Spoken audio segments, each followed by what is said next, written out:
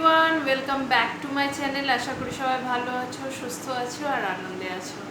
তো আজকে কোনি মতি নন্দীর লেখা গল্প তার তৃতীয় পরিচ্ছেদটা আমি পাঠ করছি।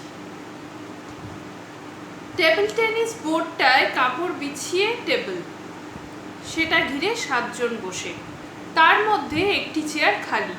ওরা চাপা স্বরে নিজেদের মধ্যে কথা বলছে। ঘরের বাইরে কয়েকটি ছেলে কার যেন প্রতীক্ষায়। জুপিটার সুইমিং ক্লাবের নতুন প্রেসিডেন্ট এবং এমএলএ বিনোদ ভর ডান দিকে ঝুঁকে সম্পাদক ধীরেন ঘোষকে বলল, একটাই এজেন্ডা না আরও আছে? ধীরেন ঘোষ তার সরু গলাটি যথাসম্ভব লম্বা করে চশমার নিচের অংশের প্লাস পাওয়ারের মধ্যে দিয়ে টেবিলে রাখা কাগজের দিকে তাকালো।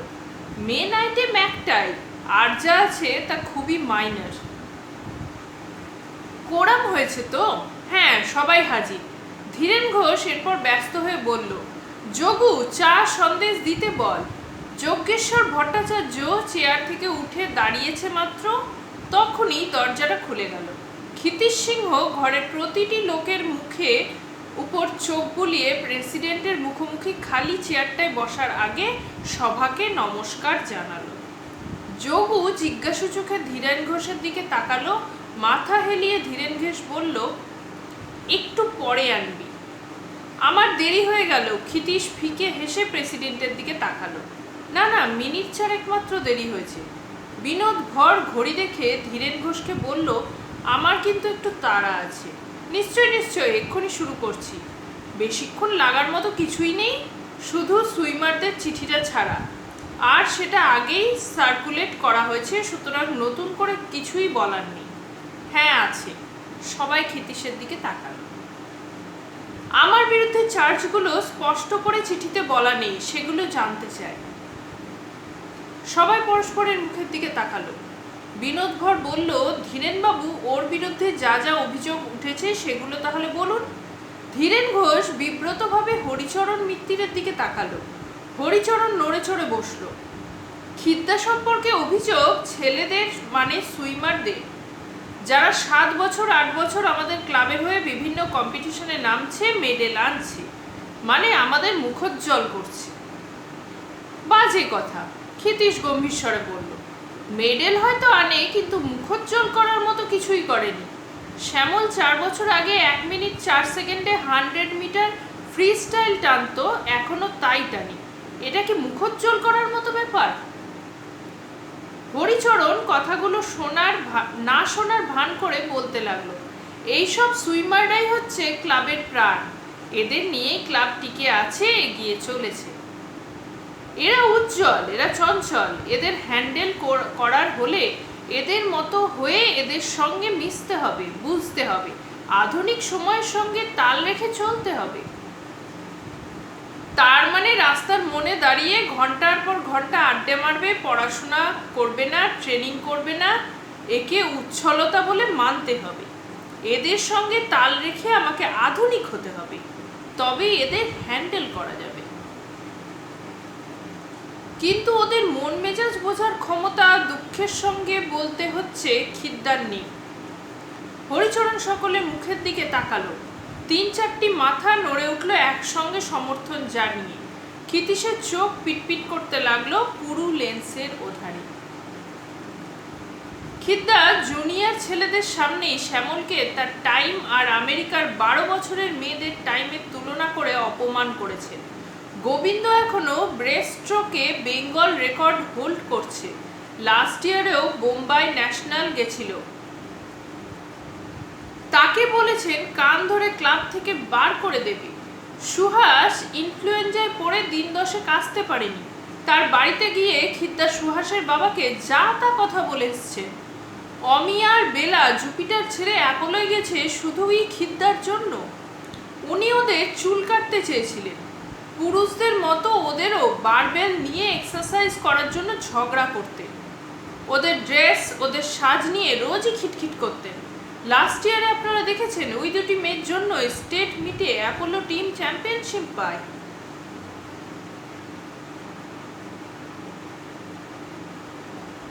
হরিচরণ থামালো। ক্ষিতীশের দিকে এতক্ষণ সে তাকায়নি। দেখলো মুচকি মুচকি হাসছে। তাইতে সে অস্বস্তি বোধ করে ধীরেন ঘোষ, প্রফুল্ল বসাক এবং বতু চাটুর্যের মুখের দিকে তাকালো। নস্যির কৌটো বার করার জন্য পকেটে হাত ঢুকিয়ে গলা খাঁকারি দিয়ে বাদু চ্যাটার্জি সিধে হয়ে বসলো। প্রেসিডেন্ট স্যার, আমার একটা কথা বলার আছে। ট্রেনার যে হবে তার উপরে ছেলেদের বা মেয়েদের শ্রদ্ধা থাকা চাই, আস্থা থাকা চাই। সে যেটা বলবে ওরা যেন নিশ্চিন্তে চোখ বুজে সেটা করতে পারে। কিন্তু ক্ষিতীশ ওদের যা বলে সেটা ওরা বিশ্বাস ভরে নিতে পারে কি? বধূ চাটুর্যের নাটকীয়তা সৃষ্টির জন্য কথা থামিয়ে রুমাল বার করলো, নাক মুছলো গভীর মনোযোগী, রুমাল পকেটে রাখলো। ক্ষিতীশ নিজে কখনো সাঁতার কাটেনি, কম্পিটিশনও কখনো নেমেছে বলে জানি না। ওর কথা ছেলেমেয়েরা কেন গ্রাহ্য করবে? সে কি? প্রেসিডেন্ট বিনোদ ভর অবাক হয়ে ক্ষিতীশের দিকে তাকালো। আপনি সাঁতার জানেন না? ক্ষিতীশ মাথা নাড়াতে নাড়াতে বলল, সাঁতার জানি না বলতে বধূ নিশ্চয় মিন করছে আমি কখনো কোনো কম্পিটিশনে মেডেল পাইনি, তাই না? হ্যাঁ হ্যাঁ, আমি তাই বলেছি, ব্যস্ত হয়ে বধূ বলল। কোচের রেপুটেশন থাকা দরকার, নয়তো ছেলে মেয়েরা মানবে কেন? হরিচরণকে ওরা মানে কেন? ইন্ডিয়া চ্যাম্পিয়ন ছিল, অলিম্পিকেও গেছে, গঙ্গায় 13 মাইল কম্পিটিশনের পরপর 3 বার জিতেছে। আপনি অলিম্পিকে গেছিলেন? বিনোদ ভরের বিস্মিত ভ্রু কপাল বেয়ে চুলে গিয়ে ঠেকল। কিঞ্চিত গদগদ হয়ে হরিচরণ বলল, লন্ডনে 48 অলিম্পিকে আমি 1500 মিটারে ইন্ডিয়াকে রিপ্রেজেন্ট করেছি। ওয়াটার পোলো টিমেও ছিল। কি রেজাল্ট করেছিলেন? প্রেসিডেন্ট ঝুঁকে পড়ল টেবিলে। হরিচরণ দ্রুত সকলের মুখের উপর একবার চোখ বুলিয়ে ঢোক গিলে বলল, 0.5 সেকেন্ডের জন্য ব্রোঞ্জটা মিস করেছি। হঠাৎ বিষম খেয়ে কাশতে শুরু করলো ক্ষিতীশ। সবাই তার দিকে তাকালো। কাশি থামিয়ে ক্ষিতীশ বলল, আই এম সরি, মাঝে মাঝে আমার এরকম হয়। প্রেসিডেন্ট বিরক্ত চোখ দুটো সরিয়ে নিয়ে আবার রাখলো হরিচরণের মুখে। গোল্ড পেয়েছিল আমেরিকার ম্যাকলেন, জল থেকে উঠে আমায় বলেছিল তুমি পাশে ছিলে তাই এত ভালো চার্জ পেয়েছি। বটে বটে, তা আপনি কি বললেন? আমি আর কি বলবো, ওকে কংগ্রেচুলেট করে বললাম ইন্ডিয়াতে যে টাইম করে এসেছি সেটা যদি আজ করতে পারতুম তাহলে। হরিচরণ থেমে গেল। খুক খুক একটা শব্দ হচ্ছে। প্রেসিডেন্ট বিরক্ত হয়ে বলল, আবার আপনি কাশছেন? নিশ্চয় আপনার কাশির অসুখ আছে। ক্ষিতীশ মুখ নিচু করে ফিসফিসিয়ে বলল, হরি গোল্ড না সিলভার, তাহলে কোনটা হতো? হরিচরণ উত্তেজিত স্বরে বলল, মেডেলের কথা তো আমি বলিনি। তুমি হঠাৎ গায়ে পড়ে টিপ্পনি কাটছো কেন? জেলাসি। নস্যির কৌটোয় চাটা দিয়ে বধূ মন্তব্য করল, ক্ষিতীশ বড় ফালতু কথা বলে। কার্তিক সাহা এতক্ষণে মুখ খুলল। বারবার দেখেছি কখনোই ও হরিকে সহ্য করতে পারে না। জেলাসিই হোক ফেলাসিই হোক, আমাকে 5 জনের সামনে বিদ্রুপ করে তুমি কি আনন্দ পাও খিদ্দা বলো তো? ক্ষিতীশ চশমাটা চোখ থেকে নামিয়ে টেবিলে রাখলো। কঠিন স্বরে বলল, আমার বিরুদ্ধে আর কি অভিযোগ আছে ধীরেন? ধীরেন ঘোষ তাড়াতাড়ি বুক ঝুঁকে কয়েকটা কাগজ উল্টে পাল্টে বলল, এই সবই আর কি। অভিযোগ এনেছে সুইমাররা, ওরা বাইরেই আছে। প্রেসিডেন্ট যদি বলেন তো ওরা নিজেরাই এখানে এসে বলতে পারে। না, তার দরকার নেই। ক্ষিতীশ চশমাটা চোখে পড়ল। অভিযোগগুলি সত্যি। টেবিলের মুখগুলি উজ্জ্বল হয়ে উঠল। কেউ মাথা নাড়ল, কেউ নড়ে চড়ে বসলো। ওদের ভাবভঙ্গিতে এই কথাটাই ফুটে উঠল, এইবার তাহলে বাছাধন, এইবার কি বলবে? আমি জানি ওরা কি বলবে।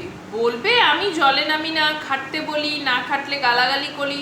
আপনারা বলবেন আমি রেজাল্ট দেখাতে পারিনি 3-4 বছর, আমার ব্যবহার সুইমাররা বিদ্রোহ করেছে, এমনকি মারবেও বলেছে। যজ্ঞেশ্বর ভট্টাচার্য কথাটা বলে ধীরেন ও হরিচরণের ভ্রুকুটি দেখে থতমত খেয়ে, কি কাণ্ড, এখনো চা দিয়ে গেল না, বলতে বলতে উঠে বেরিয়ে গেল। অভিযোগের জবাব নিশ্চয়ই আমাকে দিতে হবে। প্রেসিডেন্ট গম্ভীর হয়ে বলল, সেটা আপনার ইচ্ছে, কিছু বলার থাকলে নিশ্চয়ই আমরা শুনবো। সারা ঘর উৎকণ্ঠিত হয়ে অপেক্ষা করছে। চশমাটা আবার টেবিলে রেখে ক্ষিতীশ চোখ বোঝে। এই ক্লাবে আমি প্রথম আসি 35 বছর আগে। ধীরেনও তখন আসে। বছর 5 পর হরিচরণ। ওদের মতো জুপিটারকে আমিও ভালোবাসি। আমিও চাই জুপিটারের গৌরব, চাই ভারতের সেরা হয়ে উঠুক জুপিটার। এই গৌরব এনে দেয় সাঁতারুরা, ওয়াটার পোলো প্লেয়াররা, ডাইভাররা। ওদের পারফরমেন্স যত উঠবে গৌরবও তত বাড়বে। আমার যা কিছু চেষ্টা তা ওদের উন্নতির জন্যই। এজন্য আমি কঠোর হয়েছি, গালিগালাজও দিয়েছি।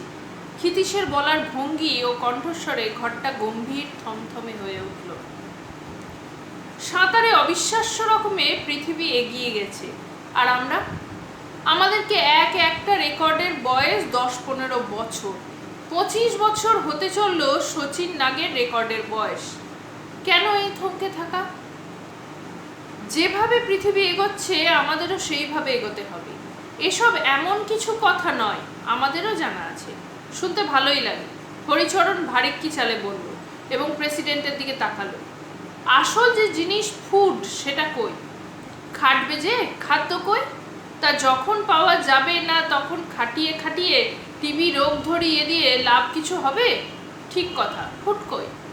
যজ্ঞেশ্বর টেবিল চাপড়ে বলে উঠল। প্রেসিডেন্ট এবং ধীরেন ঘোষ মাথা নাড়ল। বধূ কৌটো থেকে বড় একটি নস্যি বার করলো। বাজে কথা, ক্ষিতীশ চাপা এবং দৃঢ় স্বরে বলল। আজ পর্যন্ত কেউ টিবি রোগী হয়েছে সাঁতার কেটে? এমন কথা শুনিনি। আসলে এটা অলস ফাঁকিবাজদের, যাদের উচ্চাকাঙ্ক্ষা নেই, তাদের অজুহাত। যতটুকু খাদ্য আমরা জোটাতে পারি সেই অনুপাতে আমরা ট্রেনিং করি না। শ্যামল, গোবিন্দ বিদ্যে বুদ্ধির জন্য নয়, সাঁতারের জন্যই চাকরি পেয়েছে। কিন্তু সাঁতারকে তারা এর বিনিময়ে কি দিচ্ছে? এরা অকৃতজ্ঞ। এরা গুছিয়ে রোজ 5 টাকাও যদি খাওয়ার জন্য খরচ করে, ডিসিপ্লিন লাইফ লিড করে, নিয়মিত কঠিন ট্রেনিং করে, তাহলে 2 বছরে এরা এক মিনিটে 100 মিটার ফ্রি স্টাইল কাটবে, এক প্যাচে ব্যাক স্ট্রোক কাটবে। তাহলে এদের ট্রেনিং করাতে পারেননি কেন? ধীরেন বলল। ছেলে ফেল করলে দোষটা মাস্টার মশাইয়েরও। কার্তিক কনুই দিয়ে বধূকে খোঁচা দিল। নিশ্চয়ই শুধু ওদের অকৃতজ্ঞ বলে নিজের দোষ খালন করলে কি চলে? না, আমি দোষ খালন করতে চাই না, বরং আমি বলতে চাই এদের দিয়ে আর কিছু হবে না। এদের বয়স হয়ে গেছে, এদের মনে পজ ধরেছে, এদের পিছনে পরিশ্রম করে লাভ নেই। আমি বিশ্বাস করি না। হরিচরণ তীব্র স্বরে ক্ষিতীশ বিস্মিত হলো। কি বিশ্বাস করিস না? এদের দিয়ে এখনো টাইম কমানো যায়, আমি করাতে পারি। আমি পারি এদের খাটাতে। পজ টজ ধরেছে, এসব বাজে কথা। ক্ষিতীশ কিছুক্ষণ হরিচরণের মুখের দিকে তাকিয়ে রইল। তাহলে তুই দায়িত্ব নে। আমি আজ থেকে চিফ ট্রেনারের পদ ছেড়ে দিলাম।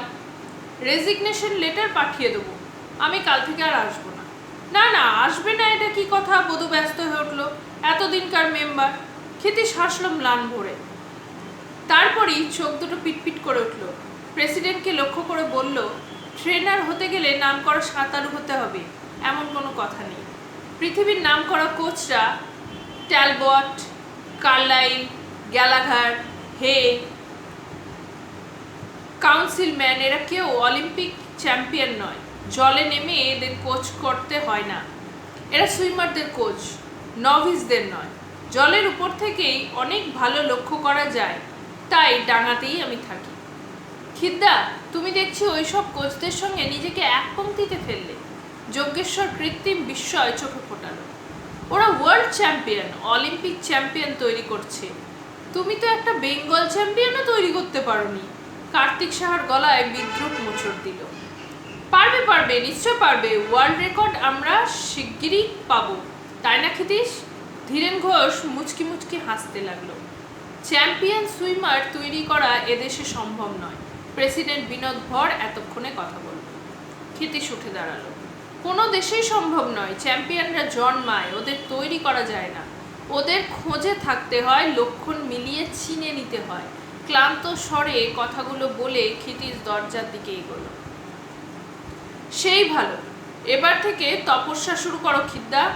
ক্ষিতীশ, চাটা খেয়ে যাও। ক্ষিতীশবাবু, ক্লাবে আপনার কিন্তু রেগুলার আসা চাই। ঘর থেকে বেরিয়ে ক্ষিতীশ দেখলো শ্যামল, গোবিন্দ, আরও 4-5টি ছেলে দাঁড়িয়ে। প্রত্যেকের মুখের দিকে তাকালো সে। ওরা হঠাৎ কাঠের মতো হয়ে গেল। তোদের অনেক বকেছি ঝোঁকেছি, কটু কথাও বলেছি, আর এসব শুনতে হবে না। আজ থেকে আমি আর এই ক্লাবের ট্রেনার নই। সাঁতারটা মন দিয়ে করিস। ক্ষিতীশ মাথা নামিয়ে ধীর পায়ে ক্লাবের বাইরে এসে দাঁড়ালো। কমল দিঘির কালো জলের উপর পার্কের আলোগুলি খড়ির মতো দাগ কেটেছে। জুপিটার ক্লাব বাড়ির চূড়োর ঘড়িতে 8টা বাজতে 5। দিঘিটা আগারে গোল, তাকে ঘিরে ইট বাঁধানো রাস্তা। নারী পুরুষ শিশুর ভিড়ে রাস্তাটা গিজগিজ করছে। আলোগুলোর নিচে তাস খেলা চলছে, অকশন, ব্রিজ বা 29। মাঝে মাঝে দমকা চিৎকার উঠছে তাসের আড্ডা থেকে। বেঞ্চগুলোয় বসার স্থান নেই। ফুল গাছের ঝোপগুলো লোহার বেড়ায় ঘেরা। বেড়ায় ঠেস দিয়ে যুবকরা গল্প করছে। ঘুগনি, আলুকাবলি, বাদাম, ঝালমুড়ি বা কুলফি মালাইওয়ালারা ব্যবসায় ব্যস্ত। দুটি হাত রেলিংয়ে রেখে ক্ষিতিশ দিঘির অন্ধকার জলের দিকে তাকিয়ে। জুপিটারের ঠিক উল্টো দিকে অ্যাপোলোর ক্লাব বাড়ি। ডাইভিং বোর্ডের কংক্রিট কাঠামোর থামগুলো অন্ধকারে ব্রহ্মদত্তির পায়ের মতো জল থেকে উঠেছে। খিদ্দা! চমকে পিছনে তাকালো ক্ষিতিশ। ভেলো! কি হলো খিদ্দা? কি আবার হবে, ছেড়ে দিলুম। ভালোই করেছো, ঝগড়াঝাটি গোলমাল হয়নি তো? না। ক্ষিতিশ মুখটা আবার জলের দিকে ঘোরালো। হাওয়া বয়ে আসছে জলের উপর দিয়ে। বাতাসে জলের কোনা আর শ্যাওলা আর ঝাঁঝরির আষ্টে গন্ধ। 35 বছর এই শুকে আসছে ক্ষিতিশ। তার কাছে এর থেকে সুবাস পৃথিবীতে নেই। ভেলো পাশে এসে দাঁড়ালো। ভেলো, কি করি এখন বলতো রে? একেবারেই বেকার হয়ে গেলুম। এবার প্রজাপতিকে বরং দেখাশোনা করো। বৌদি একা মেয়ে মানুষ, অন্যরাও মেয়ে। পুরুষ মানুষ একজন থাকা দরকার। কখন কি মুশকিলে ওরা পড়ে যাবে তার ঠিক কি? তোর বৌদি মানুষটি ছোট্টখাট্ট, কিন্তু আমার থেকে 10 গুণ লম্বা কাজের বেলায়। প্রজাপতিতে দারোয়ানি ছাড়া আমায় দিয়ে আর কোনো কাজ হবে না। তাহলে? ক্ষিতিশ আবার জলের দিকে তাকিয়ে রইল। খিদ্দা, যদি রাগ না করো একটা কথা বলি। ক্ষিতিশ মুখ ফেরালো। তুমি অ্যাপোলোয় চলো। না, ওরা জুপিটারের শত্রু। কথাগুলো স্বার্থপর, লোভী, মূর্খ আমায় দল পাকিয়ে তাড়িয়েছে বলে শত্রুর ঘরে গিয়ে উঠবো? কিন্তু ওখানে তুমি জল পাবে, শেখাবার ছেলে মেয়ে পাবে, কাজ চাইছো কাজ পাবে। অপমানের শোধ তোমায় নিতে হবে। শত্রু মিত্র বাজ বিচার করে লাভ কি? ক্ষিতিশ বিব্রত মুখে চুপ করে রইল। তার মনের মধ্যে যে দ্বন্দ্ব শুরু হয়েছে সেটা তাকে এই মুহূর্তে নিশ্চিত সিদ্ধান্তে আসতে দিচ্ছে না। জুপিটারের সঙ্গে তার নারীর সম্পর্ক, কিন্তু সাঁতারও তৈরি করা তার জীবনের একমাত্র লক্ষ্য, ব্রত। লক্ষ্য পূরণ করতে হলে নারীর বাঁধন ছিঁড়ে বেরোতেই হবে। কিন্তু তা কি সে পারবে? ক্ষিতিশ মাথাটা ঝাঁকালো। তাহলে হেদো কিংবা গোলদিঘির কোনো ক্লাবে চলো। কোথাও গিয়ে আমি টিকতে পারবো না রে। ক্ষিতিশ হাঁটতে শুরু করলো একটু জোরে। চুপচাপ বসে থাকবে? ভেলো হ্যাঁচকা দিয়ে প্যান্ট টেনে তুলে ক্ষিতিশের পাশাপাশি থাকার জন্য প্রায় ছুটতে শুরু করলো। আমি এবার সত্যিকারের কাজ করতে চাই। সবাইকে দেখিয়ে দেবো একবার। চ্যাম্পিয়ন তৈরি করব আমি, গড়ব আমি মনের মতো করে। একবার, শুধু একবার যদি তেমন কারো দেখা পাই। মাথা নিচু করে ক্ষিতিশ হনহনিয়ে কমল দিঘির গেট থেকে বেরিয়ে রাস্তার ভিড়ে মিশে গেল। ভেলো কিছুক্ষণ তাকিয়ে থেকে গেটের পাশে দাঁড়ানো আলু কাবলিওয়ালাকে বলল, জাস্তি ঝাল দিয়ে 4 আনার বানাও। আজ এই পর্যন্তই। নেক্সট ভিডিওতে 4 নম্বর পরিচ্ছেদ থাকবে। যদি ভালো লাগে please like, share and subscribe my channel. যদি কিছু বলার থাকে অবশ্যই কমেন্টে সেটা মেনশন। ভালো থেকো।